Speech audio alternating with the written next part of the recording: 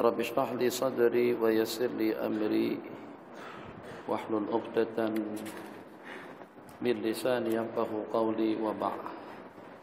Yaqulu sayyidi Muhammad al-Hanafi idza aradta al-wusul bila ta'ab fastamsik bi ahli al-hasab. Apabila dengan Anda ingin sampai, maksudnya kepada Allah dengan tidak bersusah payah, maka berpegang teguhlah dengan orang-orang yang mempunyai kedudukan di sisi Allah. Jadi perjalanan hidup kita menuju Allah, kegiatan-kegiatan yang kita laksanakan, yang kita targetkan daripada ibadah, yang kita inginkan daripada ubudiyah kita kepada Allah, agar bagaimana dengan kita menjadi orang yang dekat kepada Allah, yang senantiasa selalu mendapatkan perlindungan, panduan, bimbingan, dan juga selalu Allah tunjukkan kepada kita as-siratal mustaqim, jalan yang lurus, sehingga kita menjadi kumal al-arifin, orang-orang yang kamil, orang-orang yang sempurna, sehingga dengan kita mendapatkan restu dan ridha daripada Allah Jalla wa'ala. Tidak ada matlamat dan juga tidak ada target yang ditargetkan oleh para al-ubad, para aulia yang sembahyangnya 150 rakaat, yang sembahyangnya tiap hari 300 rakaat, yang puasanya seban hari, yang tahajudnya sepanjang malam, yang khatam Al-Quran tiap waktu, yang khatam Al-Quran tiap hari, yang khatam Al-Quran dalam 2 rakaat sembahyang, yang tasbih, tahmid, takbirnya 1000 kali atau juga 100.000 kali, yang salawatnya ada yang sampai 50.000 kali sallallahu alaihi wasallam Muhammad, ataupun juga yang istighfarnya sampai kepada ribuan, puluhan ribuan kali. Itu bukan kekayaan. Imam Syafi'i tidak pernah meminta kekayaan, bukan jabatan. Mereka tidak pernah meminta jabatan, bukan kedudukan. Bahkan mereka tolak. Imam Abu Hanifah puasa selama 45 tahun tidak pernah makan siang. Jadi jenis-jenis makanan yang seperti apapun. Di samping yang saat ketika itu makanan tak banyak mana. Kalau saat ketika makanan apa adanya, mesti perut akan senantiasa lapar. Kalau dengan kita banyak pilihan, makan lagi, makan lagi. Di tiap makan, pikuli makanin makan. Pada tiap tempat makan. Mereka jarang-jarang makan. Tapi itu pun masih mampu puasa lagi. Yang dulu pun menahan perut. Untuk apa? Supaya jadi kalti, supaya jadi yang berhormat. Enggak, jadi menteri. Enggak.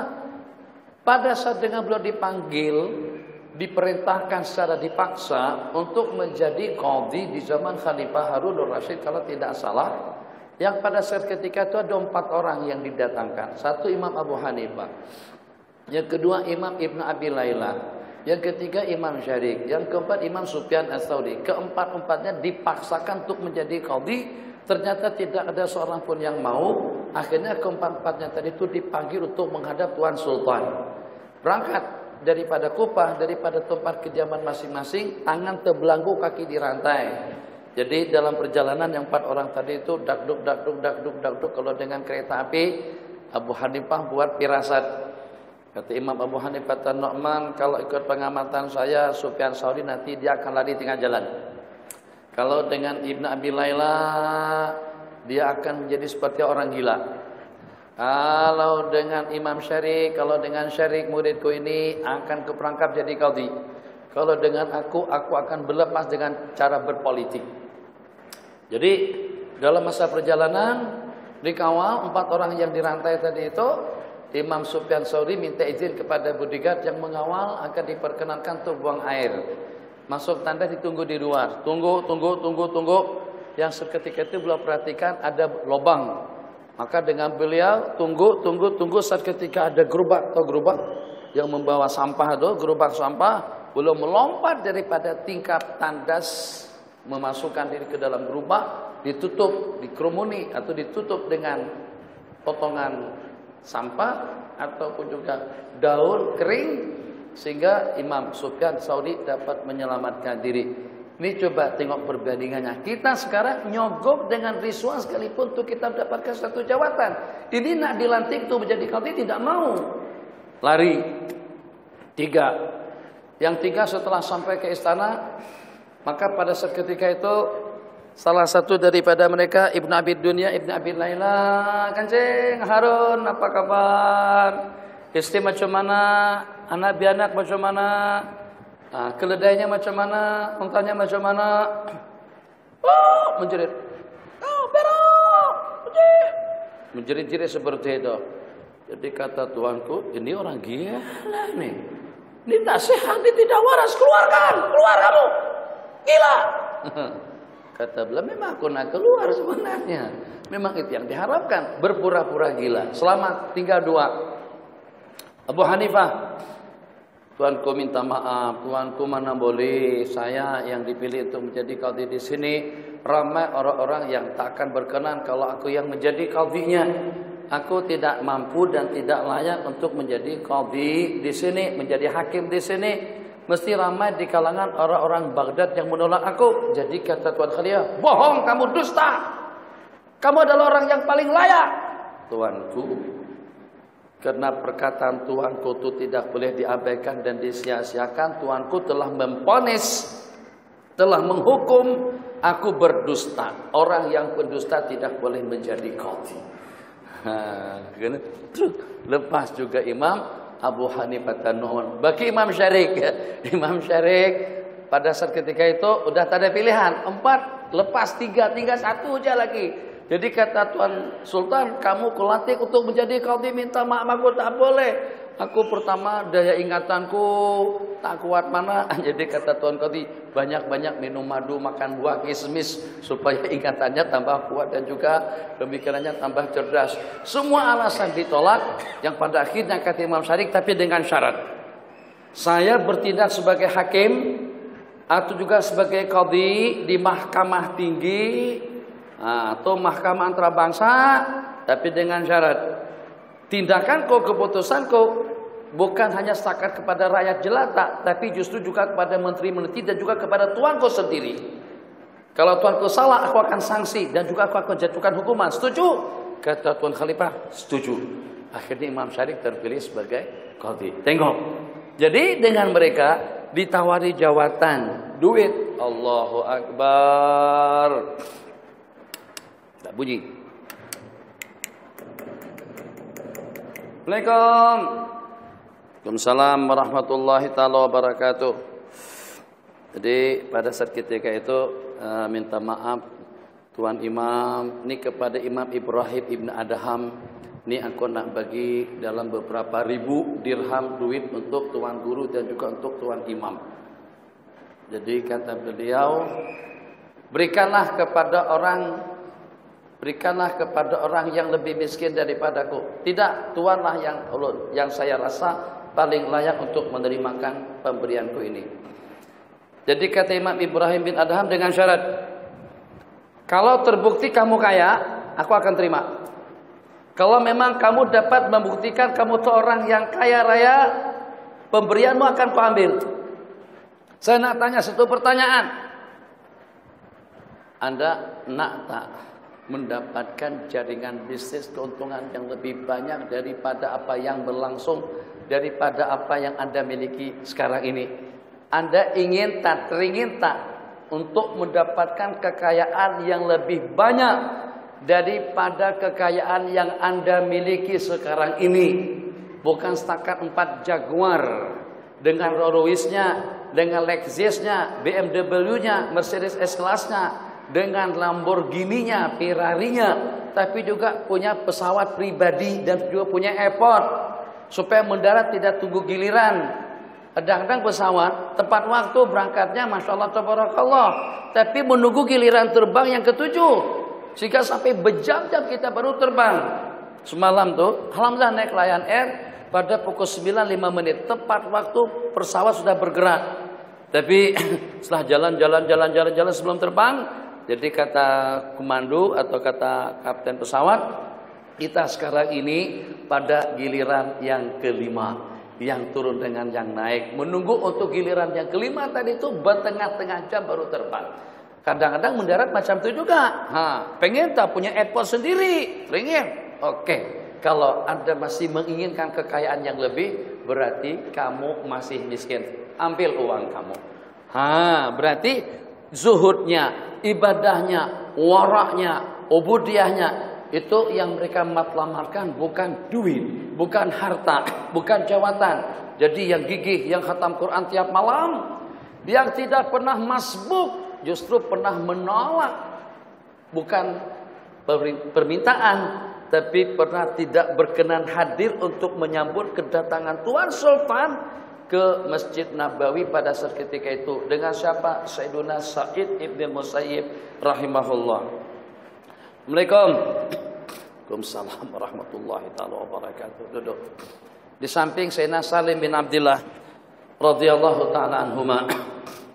Salim bin Abdillah bin Umar bin Khattab, daripada keluarga Sayyidina Umar bin Khattab.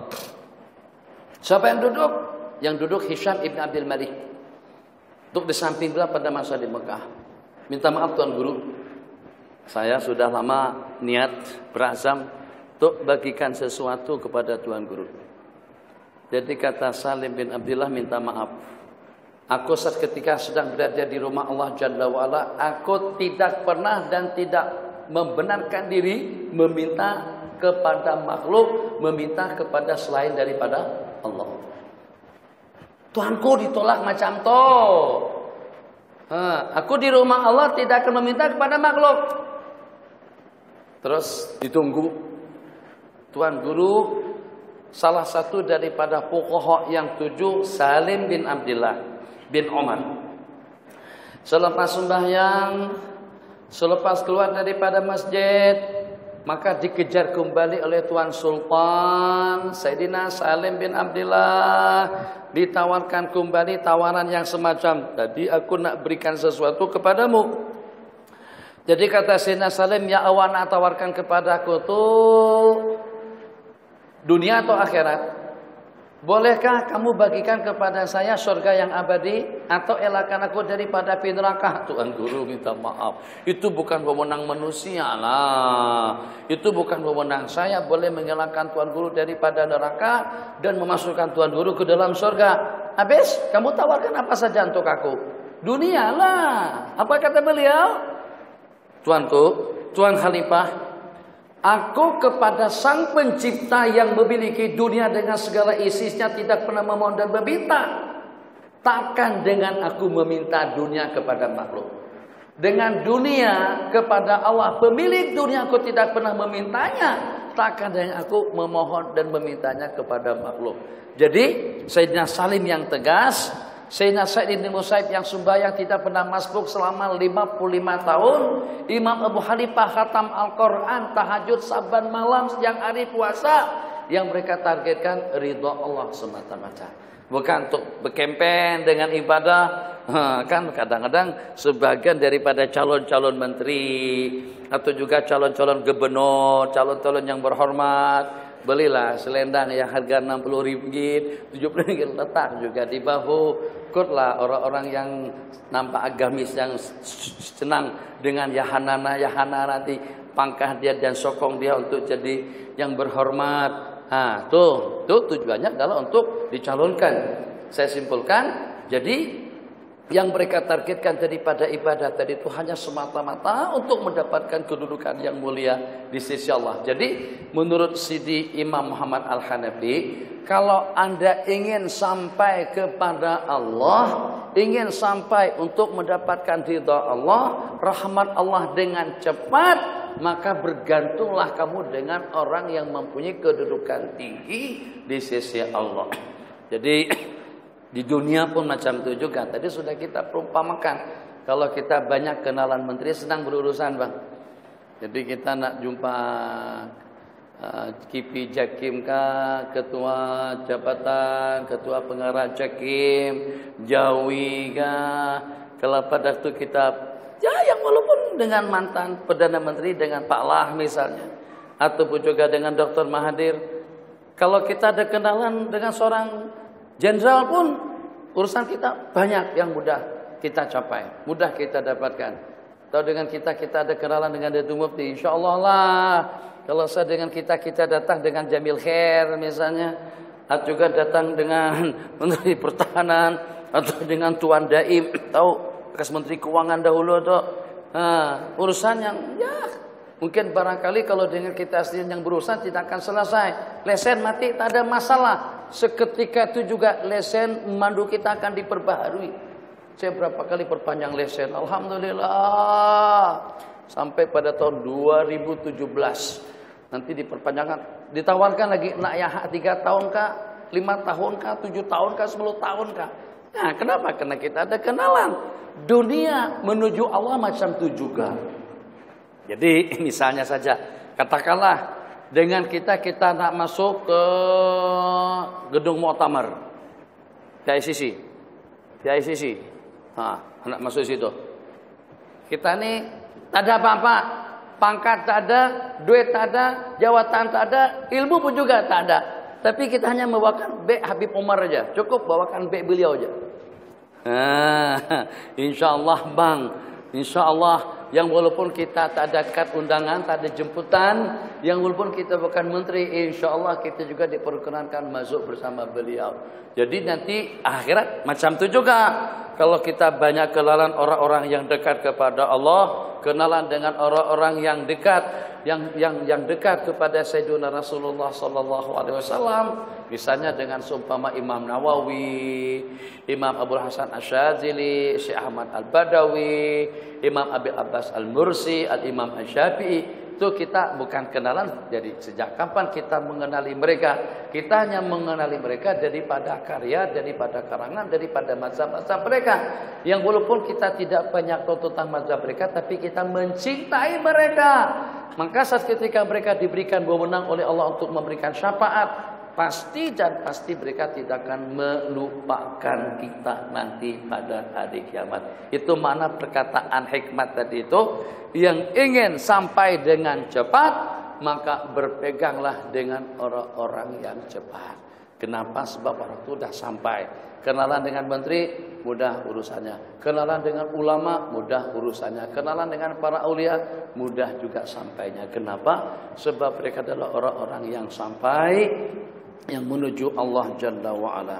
Bismillahirrahmanirrahim. Ila mata tasifuna tariqa ila dakhilin. Mau sampai kapan dengan kalian itu menjelaskan, menerangkan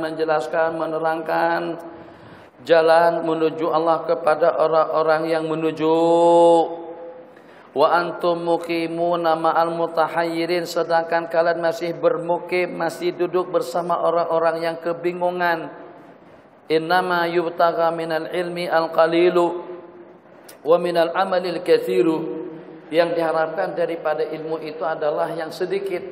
Innama yubtagha minal ilmi al-qalil. Yang dituntut dengan ilmu itu tak banyak mana, tapi yang dituntut daripada amalan itu sebanyak-banyaknya. Kesalahan kita ngaji banyak, amalnya kurang. Ilmu ngaji, subuh tak bangun. Ngaji, Jumat bersimbang. Ngaji, ilmu tidak diamalkan. Nggak. Yang walaupun ilmunya sedikit, makanya ulama-ulama kita dahulu atau orang tua kita dahulu ilmu tak banyak mana, tapi bakar amat. Apakah dia seorang sendirian saja? Bagaimana boleh terangkat? Baca basmalah, dia sembuh. Kita sekarang bacakan Yasin, tambah sakit.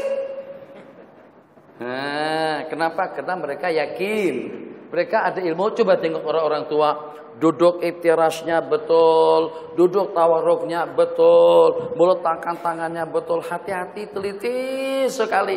Ya walaupun tuan imam kampung tadi itu, kalau dengan bahasa kita imam kampungan, tapi ilmu mereka praktekkan. Tidak akan berpusing. Assalamualaikum warahmatullahi. Assalamualaikum warahmatullahi. Duduk dulu masih menghadap kiblat. La ilaha illallah wahdahu la syarikalah. Lahul mulk wa lahul hamdu yuhyi wa yumiitu ala kulli syai'in qadir. Dibaca 10 kali masih menghadap kiblat. Allahumma ajirni minan nar 7 kali baru mengiring. Imam-imam muda macam mana? Imam-imam yang suara lawak. Assalamualaikum warahmatullah. Assalamualaikum warahmatullah. Astaghfirullahaladzim. Oh, belagu Al-Fatihah. Semacam tu. Bukan tak tahu, tahu, tapi kita tidak amal. Tahu, tapi kita tidak dapat petunjuk. Tahu, tapi Allah tak sukakan kita atau tak nakkan kita, sehingga dengan amalan-amalan yang sepatutnya kita amalkan tidak kita amalkan. Jadi kata beliau, ini perkataan Nabiullah Isa alaihissalam, mau sampai bila kamu berceramah bagi panduan bimbingan pencerahan kepada orang ramai, sedangkan kamu masih kebingungan. Orang ramai dah sampai dah, dia masih bingung lagi, nak ambil jalan mana? Jalan kampung kah, jalan tol kah? Yang kita tunjukkan jalan ke Perlis untuk sampai ke perkampungan As-Sunnah di situ, udah sampai dah. Sementara yang tukang tunjukkan jalan tadi itu masih kebingungan bersama orang-orang yang bingung. Ilmu yang walaupun tak banyak mana, yang penting amalannya itu banyak. Kita terbalik. Tak masalah, lebih mendingan, lebih elok pula daripada yang tidak mengaji langsung. Amalannya sudah tidak, ilmunya pun juga sudah tidak, mahabbahnya tidak. Kalaulah ada peluang untuk menyertakan diri dalam suatu perhimpunan, paling dengan karaoke, senam aerobik, jogging, itu sohbah, teman yang tidak menguntungkan. Nanti pada hari kiamat saling jelek menjelekkan dan saling peri memeri, saling salah menyalahkan. Ini gara-gara awak nih yang membuat aku jadi macam nih. Awak yang ngajak aku untuk senam aerobik. Awak yang ngajak aku untuk pergi ke panggung wayang, bukan haram. Tapi dalam waktu yang sama kita harus mampu untuk menseimbangkan tuntutan hidup dunia. Jangan kita gunakan untuk dunia. Macam mana dunia harus mampu kita perawat dan juga kita gunakan untuk mendapatkan ridha, rahmat dan maghfirah daripada Allah. Mana mungkin dengan seseorang mendapatkan kejayaan yang abadi, makam yang tinggi, wali Allah, kekasih Allah, al-arifin, al-kumal, ashabul haqaiq, khasatullahi wa khawasuhu, ahlullahi wa khasatuhu. Itu tidak akan mungkin dengan kita mencapai kedudukan yang tinggi semacam itu tanpa dengan perantaraan dunia yang fana. Jadi kita tidak boleh melaknat dunia, terkotok dunia, tidak boleh. Justru dengan perantaraan dunia kita beribadah, kita mengabdikan diri, mendekatkan diri kepada Allah Jalla wa'ala. Jadi ini khitab kepada ustaz-ustaz, khitab kepada tutu guru, ditujukan kepada para penceramah, ceramah atas pentas politik.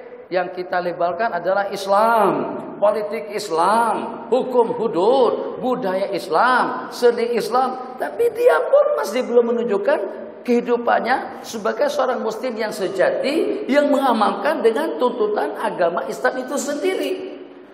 Tengok bajunya terlalu, tengok pakaiannya tak banyak beda dengan ahli-ahli politik lainnya. Tengok perangai hidup, perilaku hidup pun juga tidak banyak berbeda. Jadi kita tidak mau kalau sampai Islam itu dijadikan sebagai alat, diperalat untuk mendapat suatu kepentingan, untuk mencapai satu target dan juga satu tujuan. Bagaimana dengan kita mampu untuk mengakhiratkan dunia, bukan menduniakan akhirat. Betul bahasanya? Bagaimana agar kita mampu untuk mengakhiratkan dunia? Dunia kita, ekonominya, politiknya, pakaiannya, makanannya, minumannya, kehidupannya, itu mampu kita akhiratkan.